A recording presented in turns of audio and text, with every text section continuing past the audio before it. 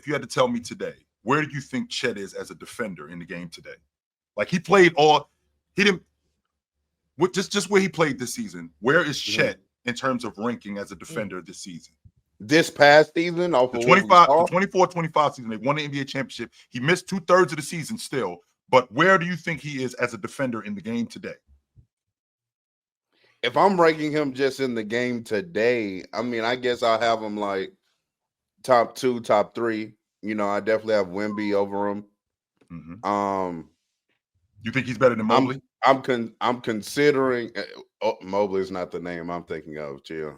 I'm considering a min, but I'm gonna hold off on that. Do you think as a defender he's better than? He's not the best defender on his team. You got Lou Dort, right? I do got Lou Dort definitely, but I'm saying like, but chill. I said this season, J-Dub to me was the best defender on their team, so that's why I'm categorizing it. I mean, yeah, based on games played, I would agree. I wouldn't even think of J-Dub, but I see. So that's what I'm saying. Like, if Caruso, well, listen though, because if Chet's the center power forward, right? Center power forward, sure, and the superstar is on the other squad is Jokic. And I can't put you on him to slow him down. I got to put Alex Caruso on him and have you play some help side defense. I'm like, how are you? How can I consider you the best defender over here or a top 3 rim protect? Like that's if I got to put the 6'3" dude on the 7-foot superstar, 6'5", respect Caruso. 6'4". If I got to put the 6'4" defender on the 7-foot superstar because you can't guard him. You're not the best. You're not the best defender over here. We saw that last year with Cat. Like Cat was guarding Jokic in post. I wouldn't say Cat was a better defender than Gobert. I wouldn't say that neither. Chet's using helps the help side protector because he's the best rim protector on the floor. You know, you don't want to take that away because Jokic can play on the perimeter. He can play at the elbow, and now the best rim protector isn't anywhere near the rim. So I think Chet not being on Jokic, which obviously there's a weight and size difference, so that obviously plays in as well. But another big factor of it is Chet's the best rim protector on the floor. So if Jokic pulls him out of the perimeter, the Thunder are kind of like an anomaly because they have multiple different rim protectors. But Chet's the best one. You don't want to take the best rim protector away from the rim. Ron, Chill, and Ox. I want to ask. I'm curious about y'all's. Hold that. Stay right there. Ox. I hate that Romer thing. Ox, when you I was just going to ask about. I'm glad you said you hate that Romer thing because the Lakers did that with Anthony Davis. Like when Anthony Davis, and it didn't work. Right. You hate the idea of it, or you hate that we praise the Romers as the best defenders? A little bit of both. Okay. I hate the fact that my best defender can't guard the best player. I hate that. I mean, but you like can. How much do y'all consider like being able to guard your position as like that being a qualifier of you being, you know, one of the best defenders in the game? I think being able to guard in matchups is important. I think it's more important for the perimeter guys than it is for the bigs. But I think it's hard to say you're the best defender in the league and you physically aren't good guarding the ball. And I don't mean like guarding the ball in a switch 1 through 5. Yeah. But if we have to keep you away from the action all the time, it's hard to say you're the best defender in the league, in my opinion. Mars, can I counter that with the action? Where is the action at the most? The action is at the rim. So if I'm not as good on the ball, but I am even better at the rim, wouldn't that supplement that? Yeah, I think that's why I'm high on Chet. I think Chet can guard in action. I don't agree. I get what Ox is saying, but I'm not on his side of the equation. But I do also think that if we're in a position with maybe a Chet or whoever, where we don't want you guarding in the action, that does take away from your defensive value. But I'm on the belief that it's not that OKC don't want Chet guarding in the action. They just know he's more valuable doing the roaming thing. But if he was physically just bad, if he was bad guarding the ball, guarding the post, whatever, so they had to keep him away from it, then I would be like, that hurts him. But I don't think he's bad. I just think he's better elsewhere, so why not use him elsewhere? That's where I stand on it. No, Mars, so that's why you have the personnel to keep Chet at the rim. You know what I'm saying? What if, but John D, what if we can't scheme? Because it's sometimes I understand you got to come with a different with a scheme, right? But even last year or the year before, whenever we was talking about it, I'm like, the whole AD Roman thing isn't doing anything to slow Jokic down because Jokic can still see the floor. Sure, it is, Ox. Yes, it is. They did the think same thing. It's not okay, but I it's not. think it was reasonably effective. It's not winning you the game. It's not you're not winning based on that. You know what I'm saying? So it doesn't matter. It doesn't matter if it can't win you the game. So that's what I'm saying. Just like you said it a minute ago. What's it all about? But does it give you a better chance to win? It did with Minnesota because that's what they had. That's what they had. Keep going. Go ahead.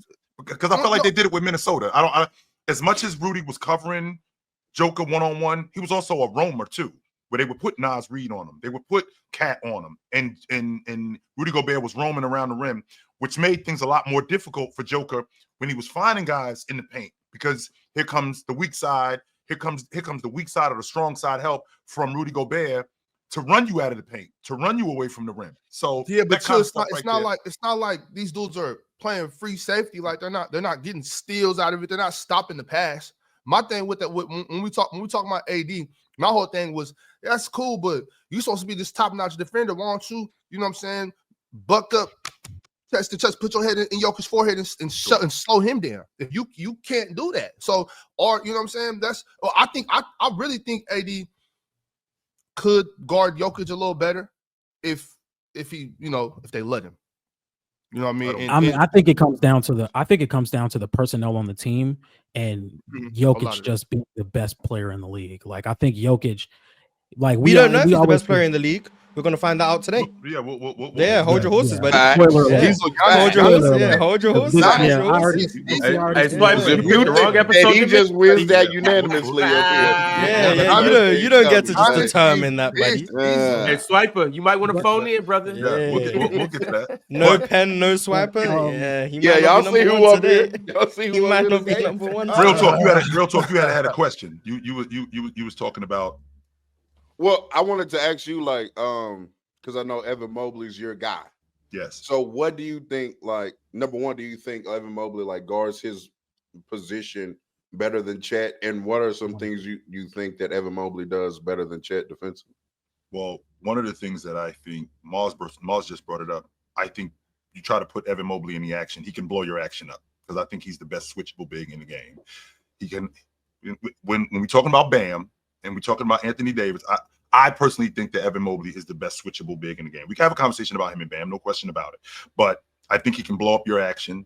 I think that at the rim, I don't think he's as good at Chet, but I don't think that there's a huge gap.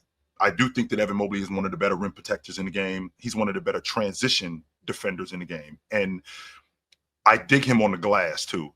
A lot of you guys, like you get on my case about rebounding, but I think rebounding is the most important part of defense. And when a guy can stop plays with just being in front of you, and in addition to being in front of you, whether you get a shot off or not, he rebounds that and stops the play. I think that's huge when it comes to defense. And I think Evan Mobley is exceptional at that.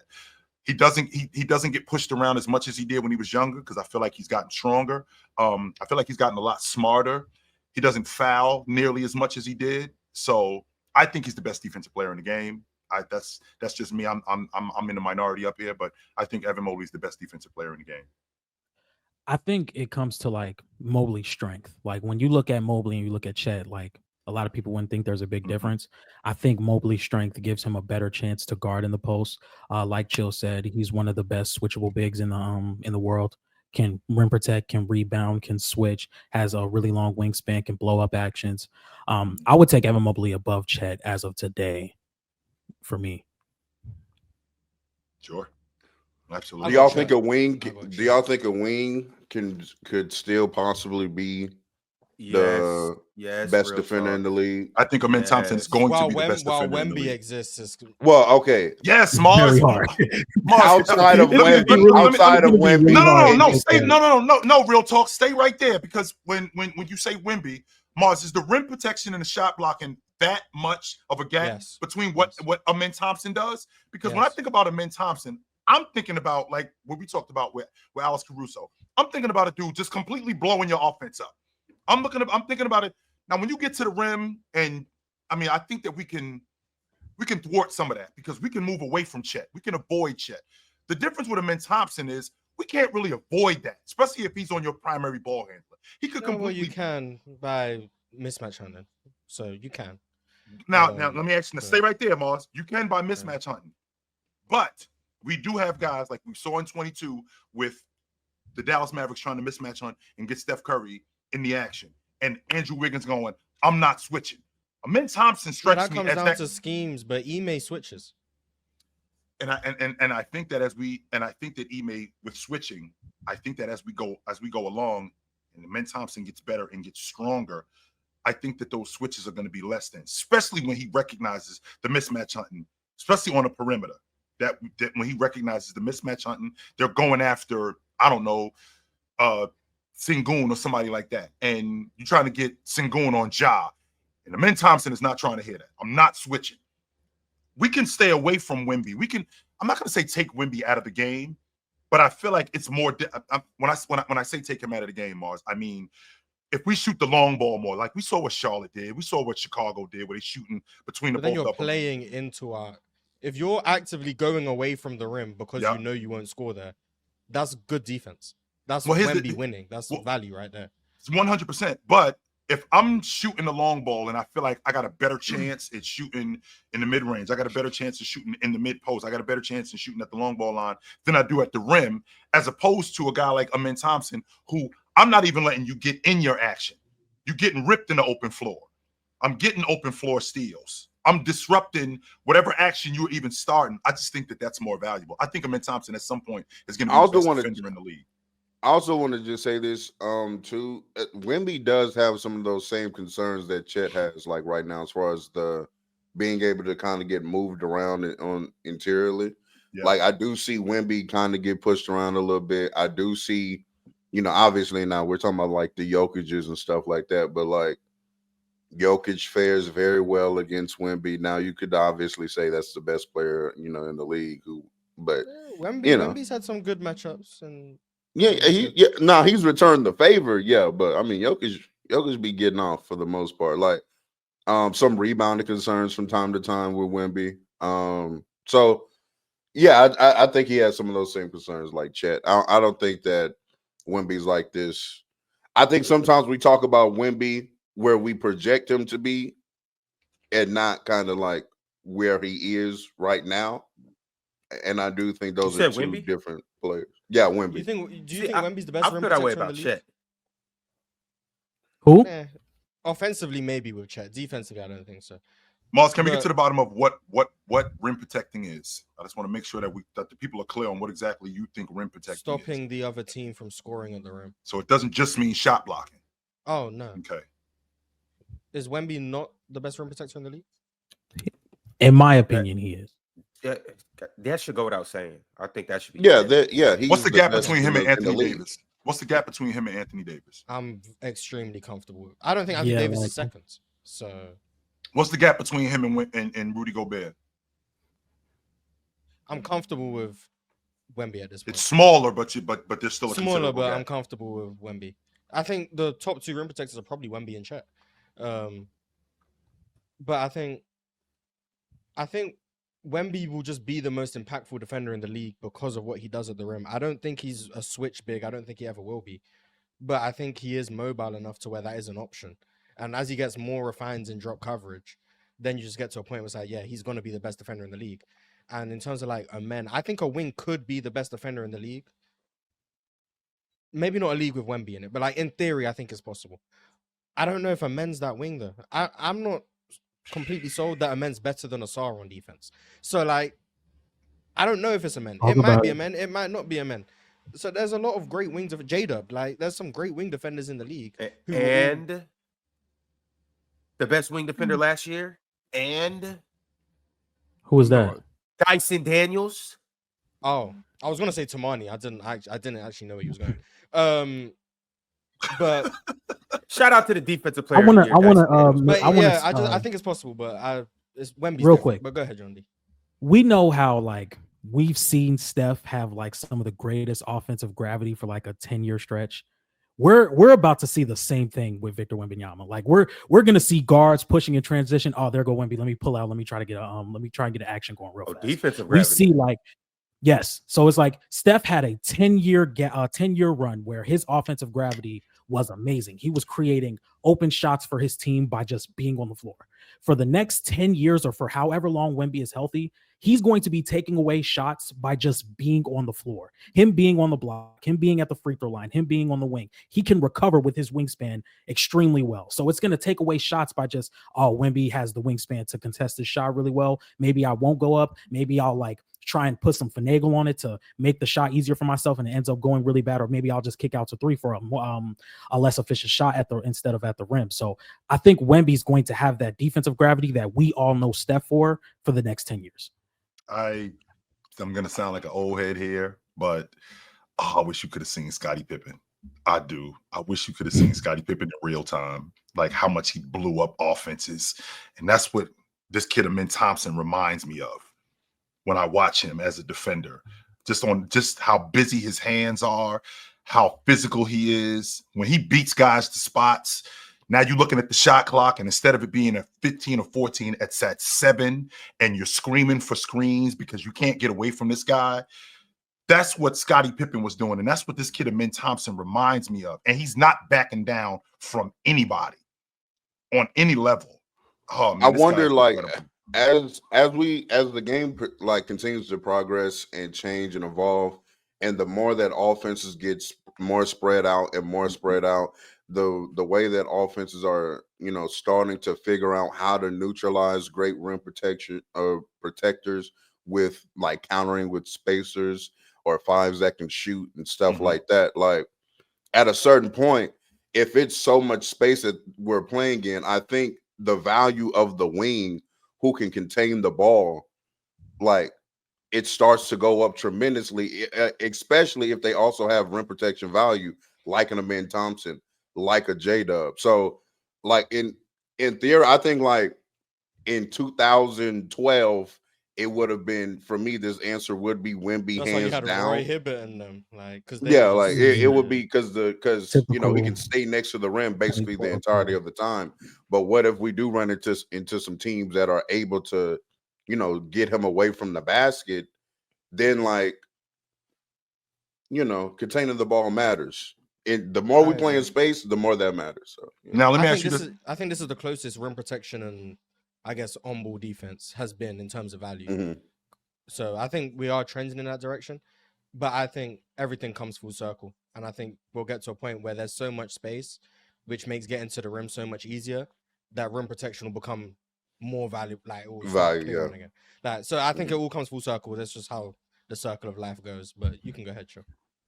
No, I was just going to say that the fact that you have a guy like Wemby makes me as a defender on the perimeter even more aggressive because I got somebody to watch my back. I got somebody to clean up my mess when I get it wrong or when I get beat.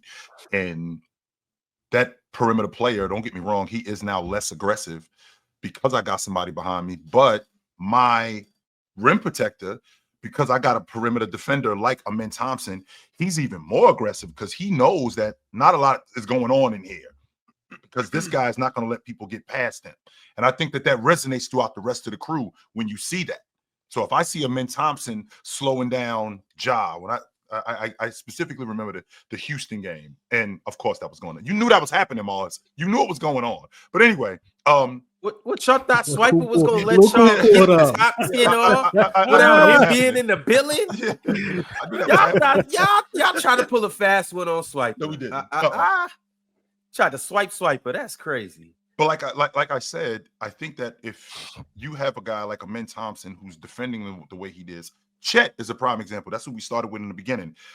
A rim protector like Chet makes my job less difficult, but it also, with a perimeter player like J-Dub, makes Chet's job a lot less difficult because it's not like J-Dub is going Ole and letting him go to the rim. No, when SGA or Lou Dort or any one of those guys get beat, they got ridiculous recovery time. So they're right on you. And then here comes Chet smacking it into the third row because you still worrying about this guy on your hip, or you still worrying about this guy literally right behind you, breathing down your neck, recovering on you. So I feel like Amin Thompson is that guy who, because he's so good on ball and even recovering, I think he makes that Houston defense so much better.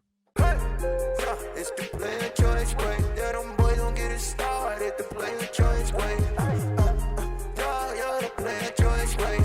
Come and switch lanes into the player choice way.